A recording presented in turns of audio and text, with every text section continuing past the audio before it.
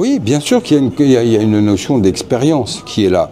Mais quand on parle de connaissance, la connaissance théorique, c'est-à-dire plus l'érudition en tant que telle, que ce soit par des livres, des échanges, des conférences, du YouTube, etc., en soi, ça reste une érudition.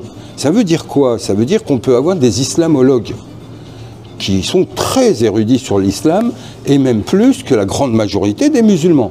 Et pourtant, ils ne sont pas musulmans, et ils ne veulent pas adhérer à l'islam. Ça reste de la quantité, de l'érudition.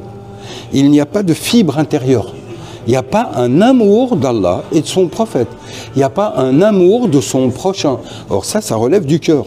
Or tout est dans le cœur. Quand le prophète parlait de l'iman, la foi, il parlait de la taqwa. Il parlait de ce qui est bon et qui rend tout bon. À chaque fois, il disait « Huna, huna », là. C'est là que ça se trouve. C'est pas là, c'est là. La foi, elle est là. Si elle n'est pas là, ici, il n'y a pas la foi. Ici, il n'y a pas la taqwa. Ici, il n'y a pas l'amour d'Allah et du prophète. C'est là, c'est ici. Si à un moment donné, le cœur n'est pas engagé dans ta démarche, c'est problématique. Si d'un côté, tu parles de l'érudition même cultuelle, il faut faire l'ablution, c'est important.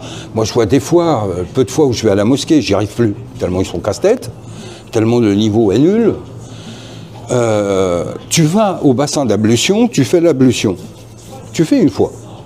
L'ordo, c'est 1, 2, 3. À la base, c'est 1. 3, c'est de la sunna. Bah, faut que tu aies le casse-tête de service qui est ya akhi, encore une fois, mon frère. Hein. Alors, je ne suis pas ton frère. C'est 3 fois. D'où tu le sors? Pourquoi tu viens me casser la tête en pleine ablution? Alors que la base, c'est une fois. Tu fais l'ablution, tu fais le visage. Ah non, il faut commencer par les mains, la bouche. Non, c'est pas un faute, c'est une sunna. Qu'est-ce que tu viens me casser la tête alors que toi, le premier, tu connais pas ta religion.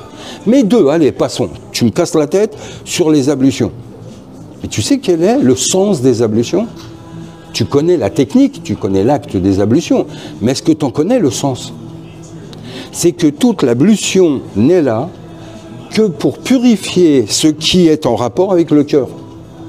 Les yeux, le nez, c'est-à-dire l'odorat, le goût, le toucher, l'acte, la pronation, l'acte des mains, des pieds, les pieds, là où tu vas.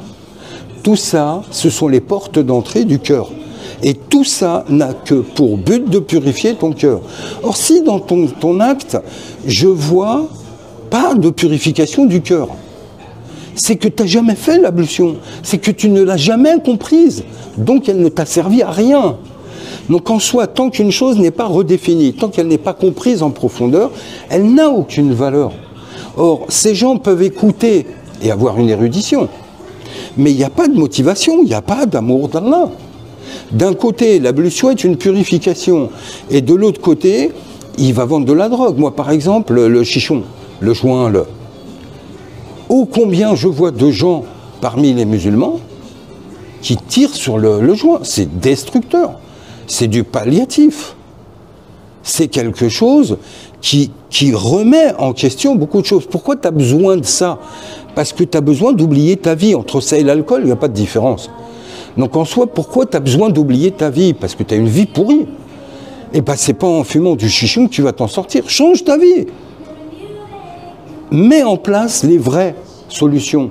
La quête de réalité, elle est là. La réalité, c'est que ta vie n'est pas bonne, donc change des choses dans ta vie. Mais les bonnes, prends des bonnes résolutions, change ce qu'il y a besoin de changer, de manière à y trouver le goût suffisant pour ne pas avoir besoin de recourir à des palliatifs. Allahumma salli ala Muhammad.